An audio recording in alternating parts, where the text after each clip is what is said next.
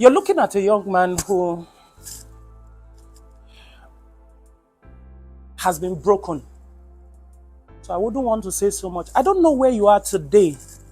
Your story may not be as terrible as mine. Dr. Mike was privileged to go to school. I didn't go to school. I grew up in a very good home, but I dropped out of school. It was so terrible that I had to do menial jobs. Menial jobs. Before I became 40, I was married and divorced twice. So you have good stories of becoming leaders. I don't. How I stumbled into what I'm doing today, it can only be explained by God.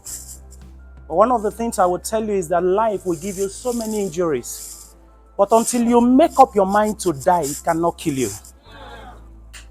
I got to the point where I wanted to commit suicide. The house I'm living today, I refused to pack out of the house because that was the house I moved into to go and die. I lost everything. Everything. God blessed me materially. I rose to having material things. My rent in Abuja was 2.6 million annually. I had cars at my disposal.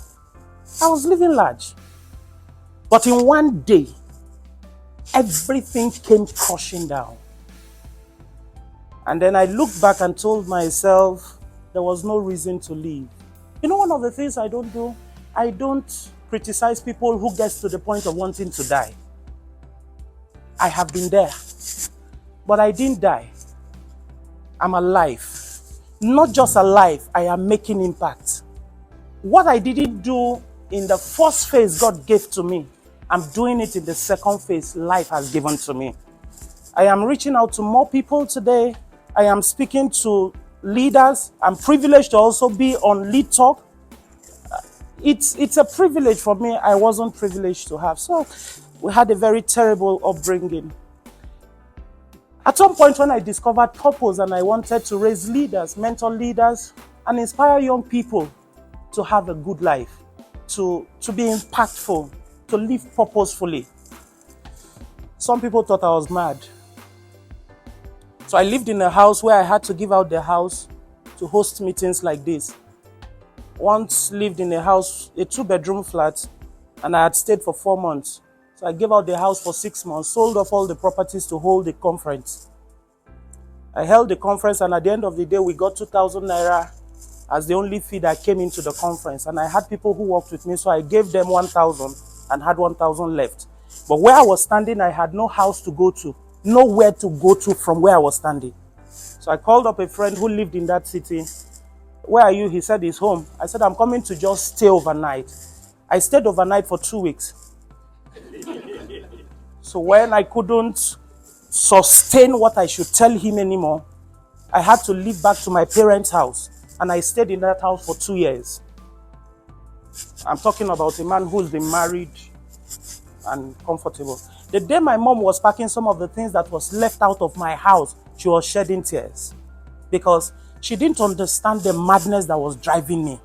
How do you keep acquiring and then you're pushing it into something? So my dad would always tell me, God is calling you. There's something God is telling you you are not doing.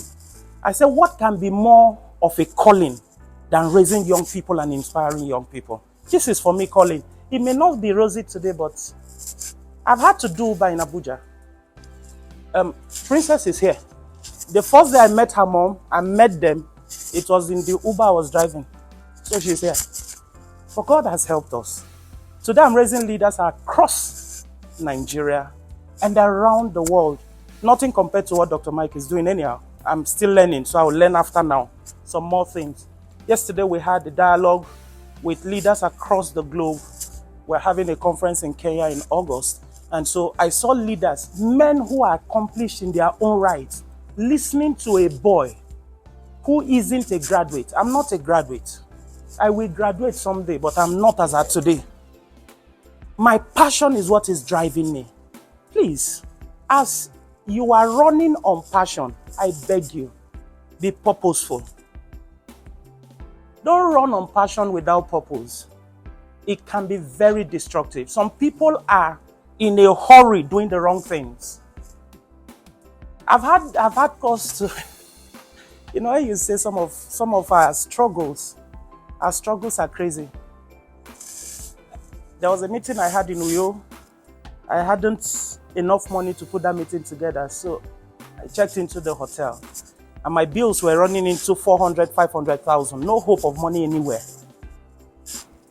So every time I have some little money to clear some of the debt, I don't have enough to take me to where I'm going, so I stay one more night.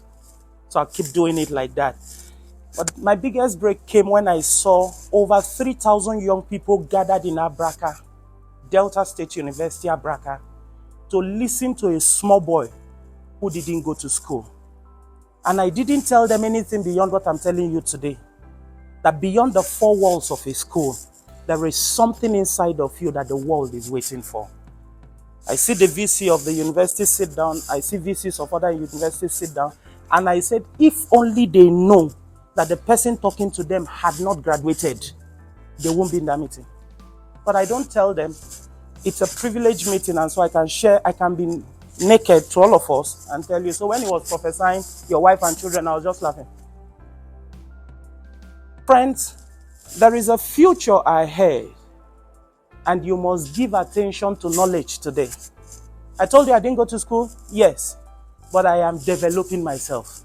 Do not faith what knowledge can give to you. Do not. You are faithing it. You are just knowledge away from making it happen. We are raising leaders across the globe, and God has helped us. God is helping us. What do I want to be remembered for? That I was able to inspire some people at Lead Talk, and they rose to becoming who God has said they should be, beyond the circumstances around them today.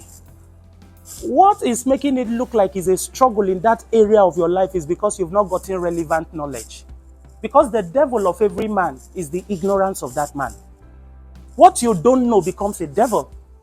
That's what had kept a lot of people, foundation, left, right, and center. Anybody would have said anything. But that didn't stop me. We are where we are today because God is helping us by the day. So we are blessed to be growing up in this path and on this journey.